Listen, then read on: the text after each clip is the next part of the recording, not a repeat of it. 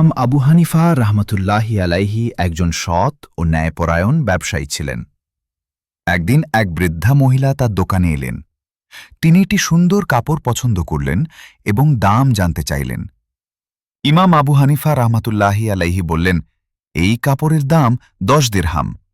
বৃদ্ধা মহিলা কিছুক্ষণ কাপড়টি দেখে বললেন, না না, এটা তো অনেক ভালো কাপড়, আমি 15 দিরহাম দেব। ইমাম আবু হানিফা রাহমাতুল্লাহি আলাইহি অবাক হয়ে বললেন, আপনি কেন বেশি দিতে চাইছেন?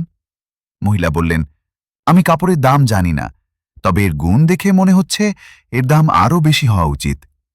ইমাম আবু হানিফা রাহমাতুল্লাহি আলাইহি বললেন, আপনি যেটা বলছেন সেটা আপনার ধারণা, কিন্তু আমি একজন মুসলিম ব্যবসায়ী। আমার কাজ হলো সত্য বলা এবং হালাল রিজিক অর্জন করা। আমি কখনো অতিরিক্ত টাকা নিয়ে খুশি হতে পারি না।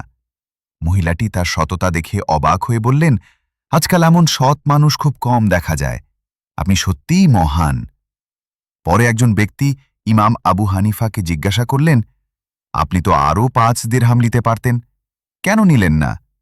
তিনি বললেন, ব্যবসা কেবল মুনাফা অর্জনের জন্য নয়, বরং হালাল রিজিক এবং সততার মাধ্যমে আল্লাহর সন্তুষ্টি অর্জনের জন্য। সততা ব্যবসায় বরকত নিয়ে আসে।